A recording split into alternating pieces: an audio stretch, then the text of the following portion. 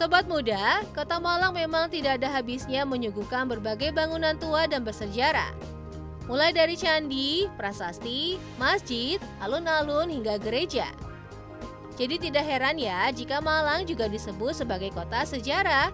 Kali ini tim Ed Indonesia mau mengajak sobat muda untuk mengunjungi salah satu bangunan tua bersejarah yang menjadi saksi bisu perkembangan Kota Malang. Bangunan apa sih? Penasaran? Yuk ikuti terus penelusurannya.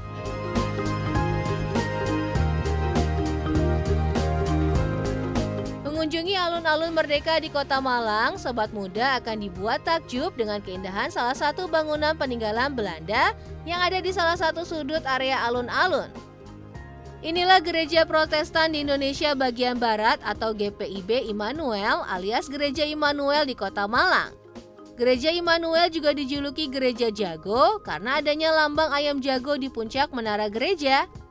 Berlokasi di Jalan Merdeka Barat nomor 9 Kidul Dalem, Kecamatan Klojen, Kota Malang, Jawa Timur, Gereja Immanuel Malang dibangun pada 30 Juli tahun 1861 dan resmi digunakan sejak 31 Oktober di tahun yang sama dengan nama Protestanse Gemeente te Malang. Kala itu gereja dibangun atas inisiatif Belanda yang membutuhkan tempat untuk beribadah sekaligus tempat untuk membahas ekonomi dan politik saat singgah di wilayah Malang. For your information sobat muda, kala itu Belanda membangun 3 gereja di Kota Malang.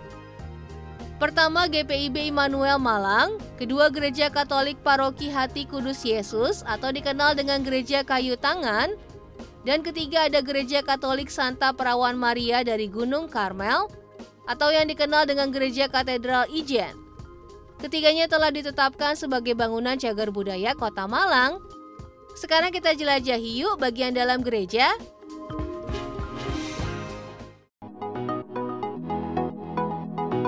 Arsitektur bangunan gereja bergaya gotik yang menjadi ciri khas gereja-gereja di era pertengahan abad ke-19. Baik gereja Protestan maupun gereja Katolik.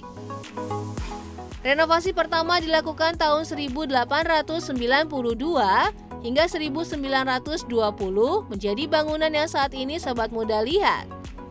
Semua struktur bangunan masih dipertahankan keasliannya kecuali kaca patri yang terpaksa diganti karena seringkali pecah. Lokasi gereja yang berada di pinggir jalan menjadi penyebab utamanya. Namun, kaca patri asli masih bisa sobat muda lihat di tangga menuju lantai 2 dengan warna dominasi biru dan merah. Bergeser ke altar gereja, terdapat meja perjamuan yang selalu ada, lengkap dengan roti tak beragi. Roti ini asli dan selalu baru ya, sobat muda. Inilah ritual yang tetap dipertahankan Gereja Immanuel sejak zaman Belanda. Sobat muda, Gereja Immanuel mampu menampung hingga 300 orang jemaat dalam satu kali misa. Uniknya, lantai 2 digunakan untuk pemusik kolintang yang rutin mengisi ibadah. Keren ya sobat muda? Di belakang altar, sobat muda bisa menemukan ruang pertemuan para majelis gereja, lengkap dengan foto-foto pendeta yang bertugas setelah Gereja Immanuel diserahkan ke tangan Indonesia. Jika sobat muda berkeliling gereja, kamu juga bisa melihat foto-foto lawas sejarah perkembangan Gereja Immanuel Malang.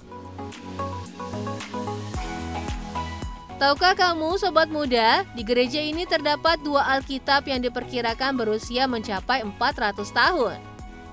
Penilaian ini berdasarkan manuskrip kuno tersebut dicetak pada tahun 1618. Hebat ya sobat muda? Kedua Alkitab tersebut sengaja dibawa dari Belanda saat gereja selesai dibangun sebagai buku induk dari umat Protestan dengan bahasa Belanda kuno. Hal ini dilakukan untuk memudahkan warga Belanda yang ada di Malang saat itu untuk menggunakannya. Kedua Alkitab kini disimpan rapi di dalam lemari kaca yang terbuat dari kayu jati dengan pencahayaan yang cukup. Tujuannya untuk menghindari kelapukan dan menjaga kelestariannya.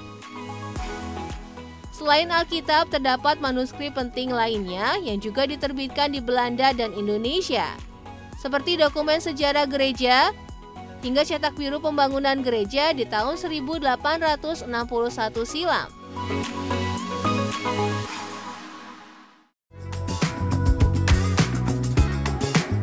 Sobat muda, Gereja Immanuel Malang menjadi saksi bisu perkembangan kota Malang, khususnya umat Kristen di sana. Bahkan gereja ini masih menjadi magnet bagi wisatawan asing untuk mempelajari sejarah maupun bernostalgia dengan gereja tertua di kota Malang. Gereja ini juga terbuka untuk umum ya.